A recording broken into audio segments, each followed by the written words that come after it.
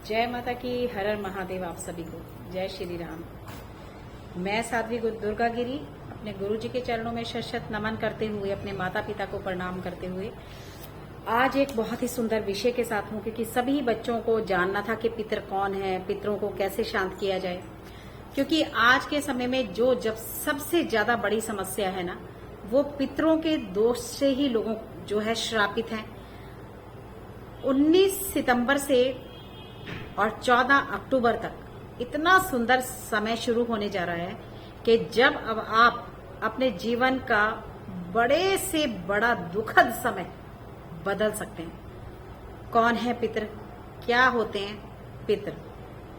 क्योंकि बहुत सारे बच्चे हमारे पास ऐसे भी आते हैं कि हम तो मानते नहीं जी उनको पितर कौन है, वो तो प्रेत बन गए। अगर आप ये मानते हैं कि प्रेत योनि होती है, अगर आप ये मानते हैं कि देव होते हैं, तो फिर ये 101% तय है कि अगर हमारे ऋषियों ने, हमारे मुनियों ने कहीं हमें बताया कि पितृलोक है, तो वो बिल्कुल सत्य है कि पितृलोक है और मरने के बाद सभी लोग उस लोक में पहुंचते हैं।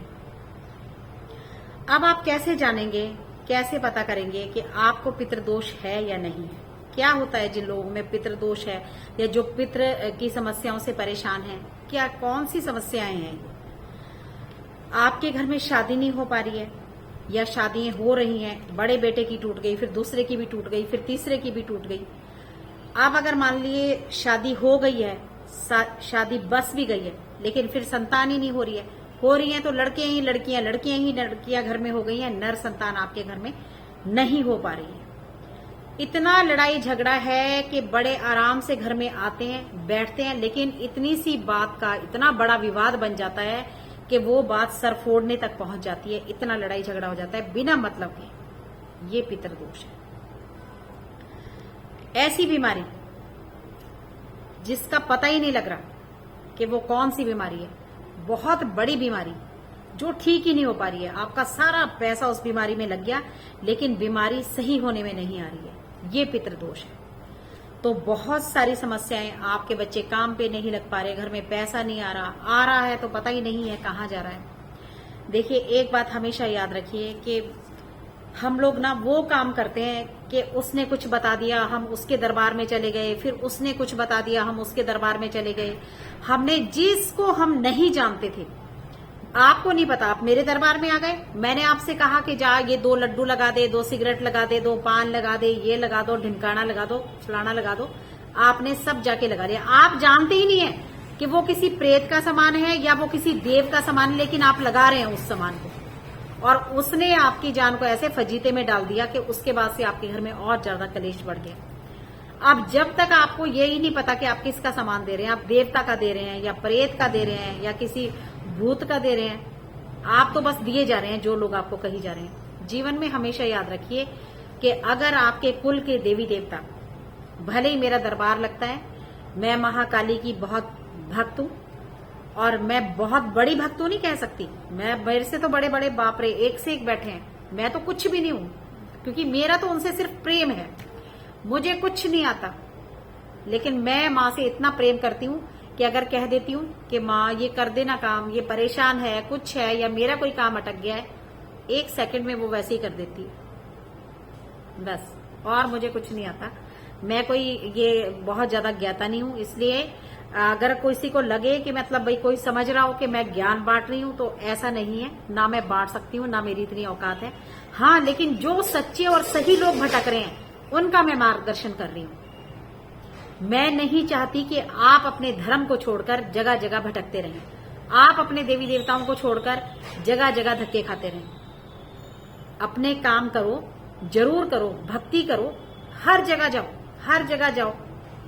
मैं ये नहीं कहती कि कहीं भी जाओ, आप मस्जिद जाओ, आप गुरुद्वारे जाओ, आप अगर आप यीशु को मानते हैं आप वहां भी जाइए, हमें कोई एतराज नहीं इस बात से। अपने धर्म की आप इज्जत करते हैं, आप किसी भी धर्म से इज्जत करिए, लेकिन अपने धर्म के पक्के रहिए, एक तरफ तो पक्के रहिए। खास करके अगर आप एक माँ भगवती को मानते हैं या आप हनुमान जी को मानते हैं, तो फिर बाजू पकड़ के रखिए, उनका पल्ला मत छोड़िए कि तू चाहे मार दे, तू चाहे बचा ले। अपने आप को समर्पित कर दीजिए, समर्पण करना सीखिए, समर्पण करना। भक्ति करते हो ना, तभी किसी का भला कर पाओगे जब पहले अपना भला होगा। अपना भला करना सीखिए, पहले अपना भला करिए। बहुत सारे बच्चों की समस्या है जो भटक रहे हैं, हमें गुरु ने ये नहीं बताया, हमें गुरु ने वो नहीं बताया, हमें ये नहीं करा। तो सबसे बड़ी बात है कि अब पाप के दोषी बन रहे हैं आप।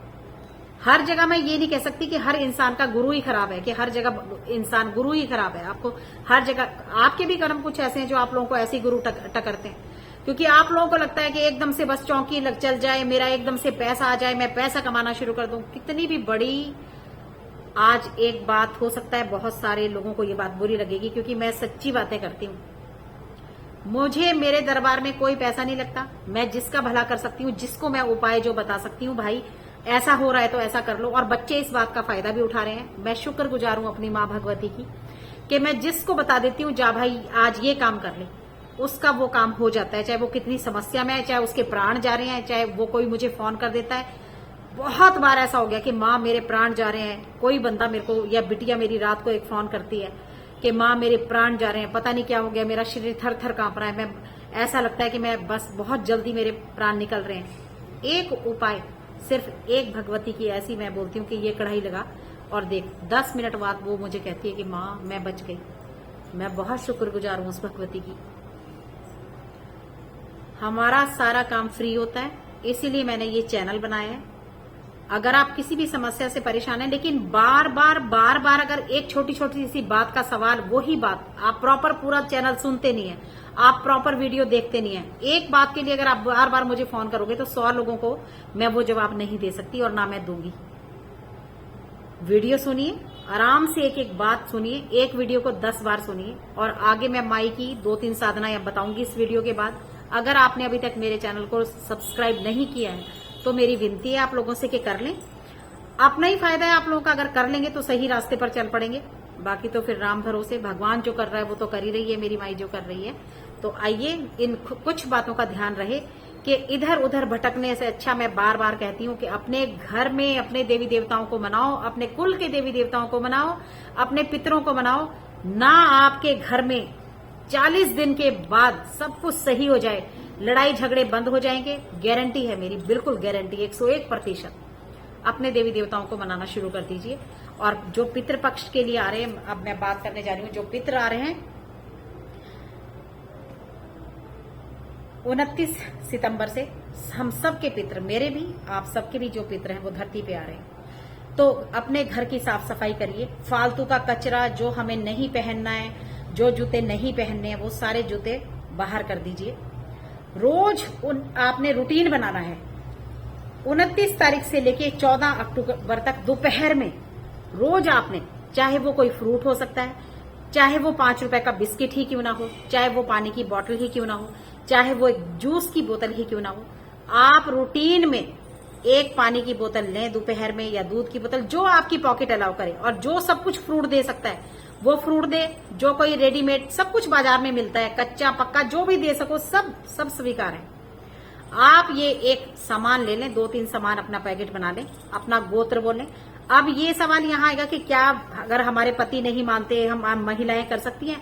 101% कर सकती है। घर की बहुएं ये सब कुछ कर सकती हैं। घर के बेटे, अपने बेटे से आप ये सब करा सकते हैं। अगर पति नहीं मान रहा, बेटे से करवाइए, आप करवाइए। कुछ काम अपने जीवन में तरक्की के लिए करने पड़ते हैं। अगर पत्नी कहती है मैं इन सब बातों को नहीं मानती, आप चुपचाप से करिए, करके देखिए, आपको रिजल्ट मिलेगा। देखने के लिए आपको एकदम से रिजल्ट दिखेगा। तो आपने जो भी सामान ले लिया, जैसे मान लीजिए पानी की बोतल ले ली, दूध की बोतल ले ली, कुछ और ले लिया, चावल ले लिया, चीनी ले लिया, आप उसको अपना नाम बोलें, गोत्र बोलें और अपने पितरों को नमस्कार करें।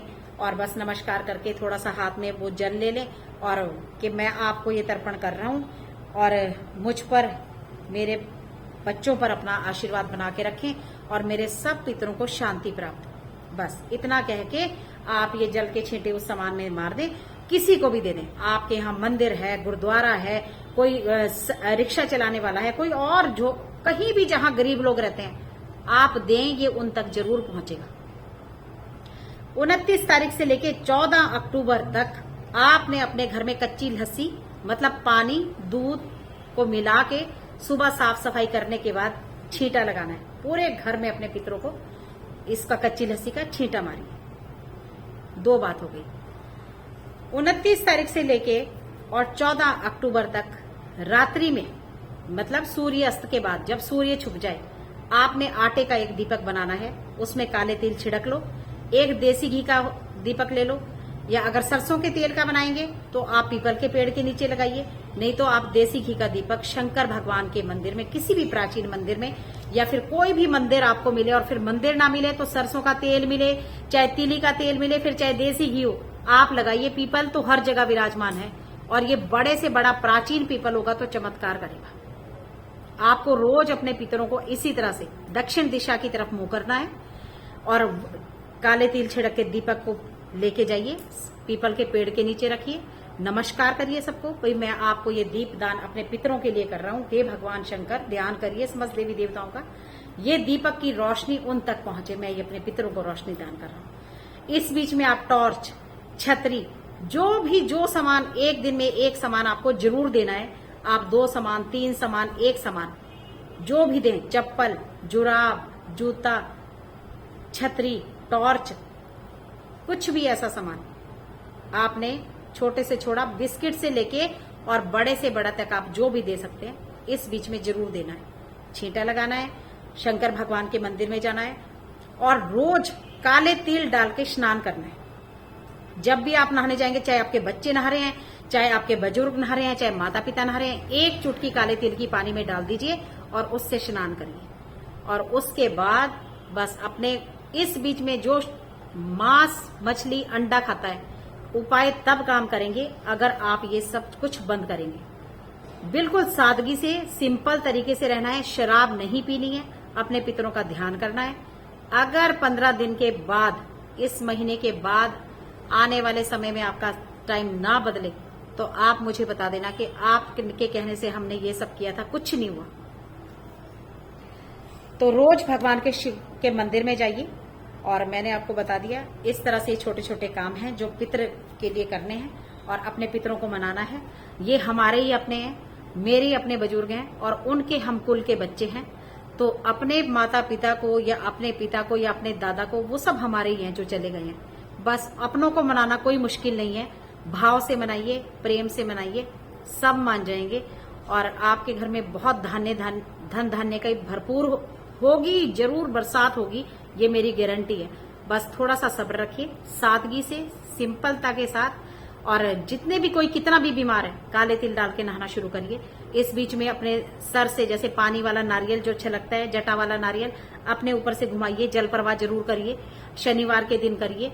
और इस तरह के छोटे छोटे काम करते रहिए। काले तिल और डाल के, जैसे सैटरडे जो भी शनिवार इन पितर उसमें आएगा, तो आपने जैसे काले गुलाब जामुन हो गए, काले चने हो गए, तड़के हुए जीरे वाले काले चने हो गए, और काले गुलाब जामुन हो गए। अगर कहीं आपको कहीं भी मजदूर लगे हैं, कोई गरीब बस्ती है आपके आसपास, आप वहां जाएं, उन बच्चों को ये काले चने खिलाएं, आप उन बच्चों में काले गुलाब जामुन बांटें, और आप फिर देखना कि चमत्कार कैसे होता है।